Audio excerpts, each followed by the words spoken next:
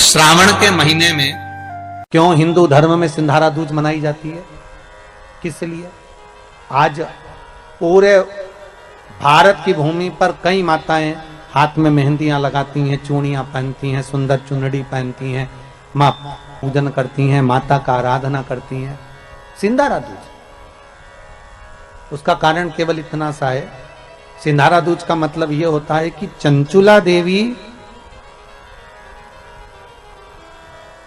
जब 14 दिन तक शंकर और पार्वती अपने गुफा में से बाहर नहीं निकले शिव महापुराण के यजमान बनने के लिए, तब माता चंचुला देवी ने हाथ जोड़कर मां जगतजननी जगदम्बा को सुंदर वस्त्र, सुंदर चूड़ियां, सुंदर आभूषण माता के चरणों में ले जाकर समर्पित करे थे और कहा, मां इन चूड़ियों को जो मैं दे रही हूं, ये लाल चूड़ी, ये लाल श्रृंगार, ये लाल वस्त्र, जो लाल चूनर जो मैं प्रदान कर रही हूं, मां बस ऐसी कृपा कर दे कि तू इन चूनर को धारण करे और मेरा भी सौभाग्य, मेरा भी सुहाग अमर कर दे, बस इतनी कृपा मेरे ऊपर कर दे। वो सिंधारा दूज का महत्व है।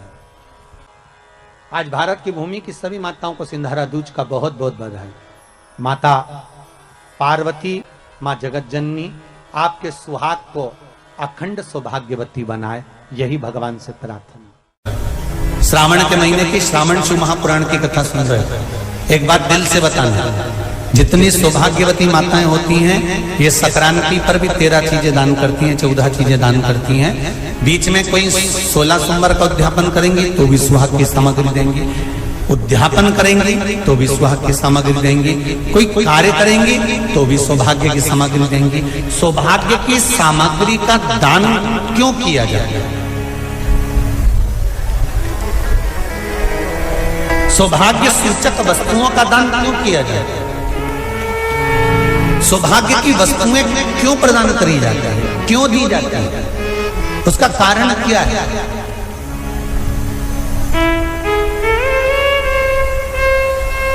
क्यों देते हैं? महाराज, भारत की भूमि की सौभाग्यवती माताओं का एक मन की अभिलाषा रहती है, भारत की भूमि की माताओं की एक अभिलाषा रहती है कि जब उसके प्राण छूटे तो अखंड सौभाग्य धारण करके पति के कंधे पर और पुत्र के कंधे पर शमशान करता।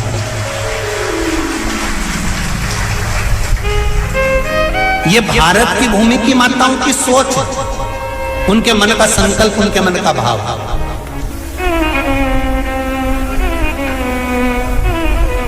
क्यों देते हैं चूड़ी का दान, क्यों देते हैं बिंदी का दान, क्यों देते हैं अखंड सौभाग्य का दान? किस महाराज?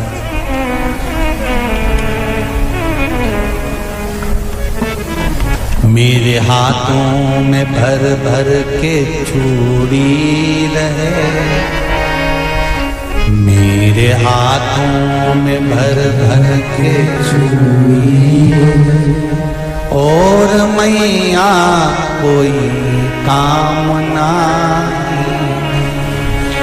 मेरे मस्तक पे चमकती चूनर रहे, मेरे मस्तक पे चमकती चूनर रहे, और मैया कोई कामना,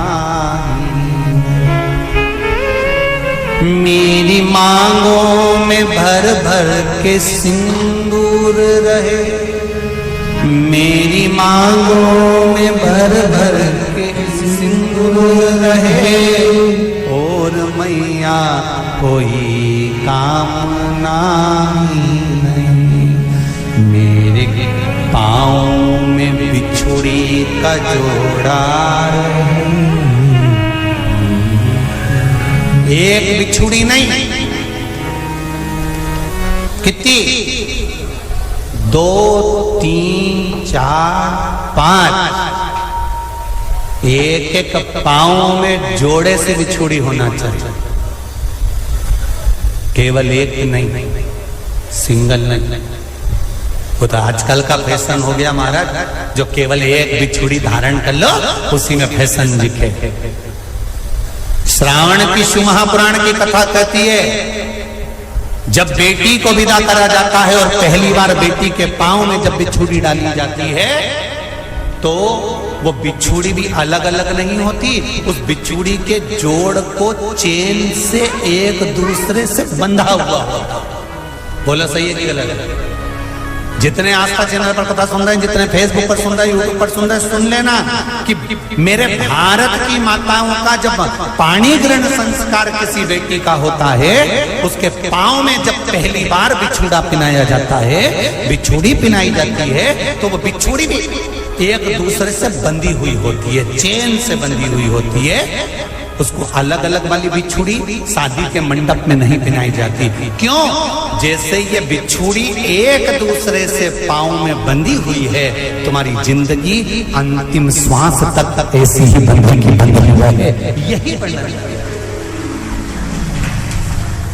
वो तो अब माताओं ने थोड़ा सा फैशन चेंज कर दिया, अब पांव में ज्यादा बिछुड़ी निकलती, गड़ती है, चुभती है, एक बिछुड़ी धारण है। महाराज पर नहीं, बिछुड़ी भी दो हो, जोड़े से। हमारी माताएं, भारत की भूमि की जो माताएं हैं, ये चूड़ी भी हाथ में पहनती है तो जोड़े से पहनती है। बोलो जैसा सही है कि गलत है? एक अकेली चूड़ी माताएं हाथ में धारण नहीं करती हैं। अगर भारत की भूमि की संस्कारित माताएं हैं और भारत की भूमि की सभ्यता और संस्कृति को जानती है तो अकेली चूड़ी नहीं, जोड़े की चूड़ी पहनेगी, 2 चूड़ा डालेगी, 4 डालेगी, 12 डालेगी, पर सिंगल नहीं, अकेले। श्रावण के महीने की शिव महापुराण की कथा, जिसका नाम है श्रावण शिव महापुराण की कथा, ये कहती है कि पार्वती जी ने और गंगा जी ने ये चतुर्मास में जितना सौभाग्य का दान दिया है, उनके बराबर दुनिया का कोई व्यक्ति इतना सौभाग्य का दान नहीं दे सकता जो माता गंगा और पार्वती दोनों दान दे रहे हैं।